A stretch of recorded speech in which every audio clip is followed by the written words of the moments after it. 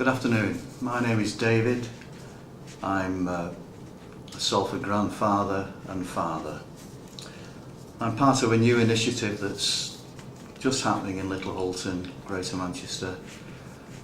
And we're calling ourselves Salford Dads. That's D-A-D-Z at the end. Just to sound a little bit hip-hop and modern, to encompass young fathers, normal fathers, stepfathers, foster fathers and grandfathers.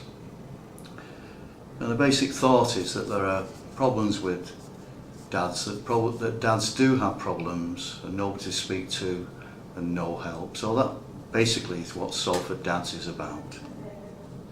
What have I learned as a father? I've learned to stop being selfish. When I had my daughter, you have to put the child first. When I had the grandson, the child comes first. So basically, when you become a dad, you stop being selfish.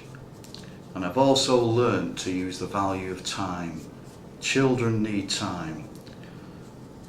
I've had two major careers. One was in the oil industry working for Shell as an oil refiner, and second career was in the police. When I joined the police, my little girl was only tiny. I never claimed an hour's overtime. I built up my time. My colleagues thought it was stupid.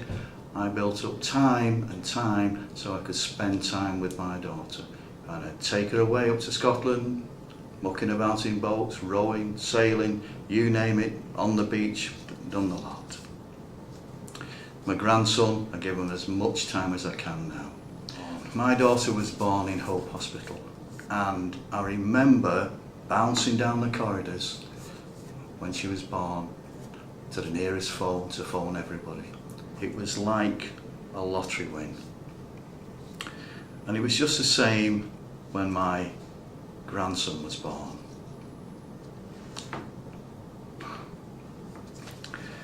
Have I any regrets as a dad? I have a personal regret, and it was something that was put to me in Scotland by a Scottish lad who never told his father that he loved him. And unfortunately for me, mine was the same. His father was military. My dad had spent 13 years in the Royal Air Force. Wasn't a huggy dad, but an absolutely loving dad, solidarity. The other chap's dad was his St. Peter, the rock. Mine was the same. Do anything for you, but not a lovey touchy dad. And I regret, as my friend and colleague once said, I didn't tell my dad he loved him, and I didn't tell mine.